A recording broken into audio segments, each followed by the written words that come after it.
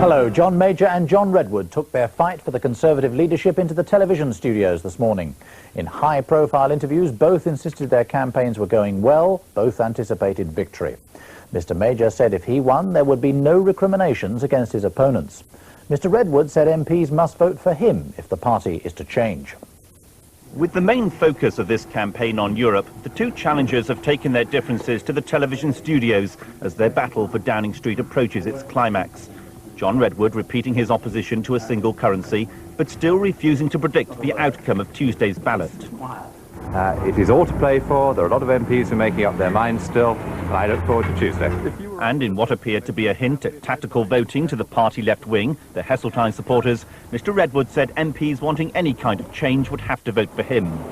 John Major, again playing the party unity card, said he was not a factional politician. If he wins, he promised there would be no recriminations against right-wing Tories, although he warned that when the contest is over, party infighting would have to stop. When it's done, I don't believe the Conservative Party as a whole, I don't believe the 14 million people who voted Conservative at the last election are going to be remotely tolerant of people who keep an internecine dispute continuing when we have more important things to do. I don't know why so many of our colleagues are so worried. I'm not a federalist, and I'm not going to lead Britain into a federal Europe. The Euro division about as wide apart as today's newspaper leadership predictions. Victory for John Major, according to the Sunday Express. In the Observer, the Prime Minister is set for defeat. But after watching today's interviews, how do political analysts believe the two contenders are faring? I think Mr. Redwood started off with a flurry, but he's failed to sustain it. Mr. Major faltered at the beginning, but has come back with some power. Both John Redwood and John Major will meet senior backbenchers at Westminster tomorrow, amid reports that the Prime Minister may have to allow his sceptics free votes on European issues if he is to survive at number 10. Adrian Britton, ITN, Westminster.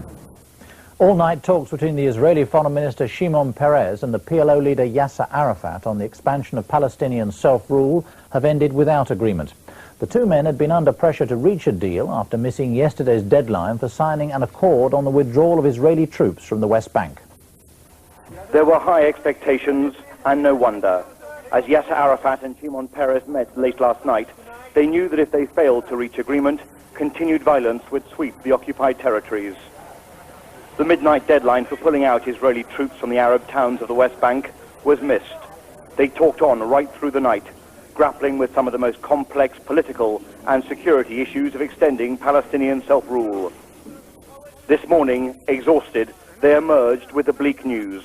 We didn't reach yet an agreement, and as long as we don't have an agreement, we don't have an agreement. And we shall have to continue and do well. The political temperature is now rising fast. This morning, Jewish settlers gathered outside the Israeli cabinet meeting, clashing with police, arguing that the plans to pull out the army will leave them exposed and vulnerable. The failure to break the deadlock leaves the settlers, and of course the 1 million Palestinians of the West Bank, in a vacuum.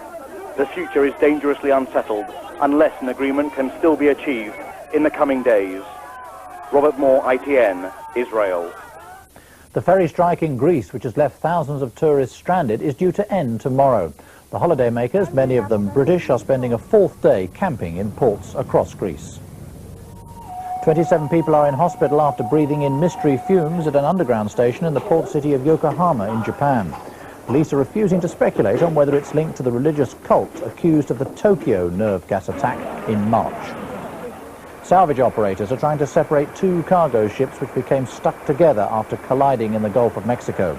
There were no injuries, but the collision has caused an oil slick 15 miles long.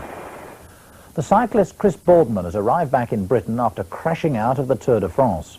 The Olympic champion broke his left ankle and right arm less than 2 minutes into the first stage of the race, which last year he won. Chris Boardman wasn't expected home for another 3 weeks. Instead, he landed in Manchester this morning, his leg and arm in plaster, and his Tour de France dreams in ruins. Just 90 seconds into the first stage of the race, disaster struck. Even his support car couldn't stop in the appalling conditions, hitting Boardman as he lay on the ground. He tried to carry on, but the pain was too much. he'd broken his left ankle in 2 places, as well as his right wrist. Later, he told Channel 4's Tour de France programme why he tried to get back on his bike. It's automatic, really, like, right, let's finish this stage and then we can assess the damage. And I had a couple of goes, but I just couldn't put weight on the foot, and then subsequently found out I'd broken both bones of my ankle, so that was probably the reason why. Home in Britain today, Boardman's friends and family were unsurprised by his determination.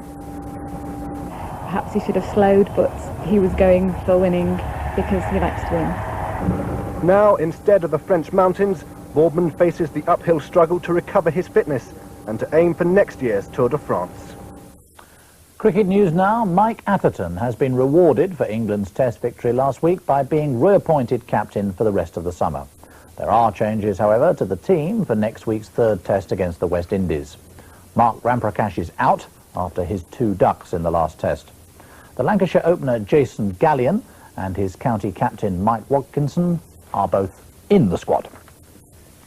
I'll be back with more news at 10 to 6. For now, goodbye.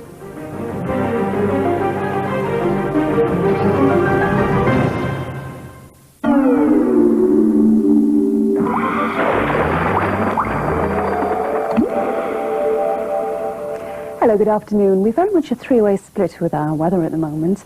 Patchy rain in the very far north, thundery showers affecting southern and southeastern parts for the bulk of the country in between bright intervals and mainly fine. So on to the actual detail now, and for these parts a lot of cloud lurking around, brightness really at a premium. And then the thing to watch out for is these thunderstorms already in the channel, pushing northeastwards during the course of this afternoon and this evening and affecting these parts. Now that patchy rain there in the very far north, well, that pushes southwards, drying off behind in north of Scotland as well as Shetland. For the bulk of the country, though, generally dry and fine, with temperatures a high of 21, 17 Fahrenheit, 17 or 63 elsewhere. Here's the summary. Sponsored by PowerGen, electricity for homes and industry, whatever the weather. Jonathan Dimbleby talks to former Welsh Secretary and Conservative leadership candidate John Redwood next. I've been travelling so much. I think South Africa was the most memorable and the most impressionable, for me, wonderful experience. But you can't let yourself get too involved, otherwise you would come home a gibbering wreck. Sometimes when I'm out on the road, I have had no food and no sleep for 2 days. I wouldn't mind being Eamon Holmes. Am I allowed to say that? Yeah. I think it probably does take over one's life. I still love the job and I can't think of anything else I could do. I couldn't do anything else. This is what I am.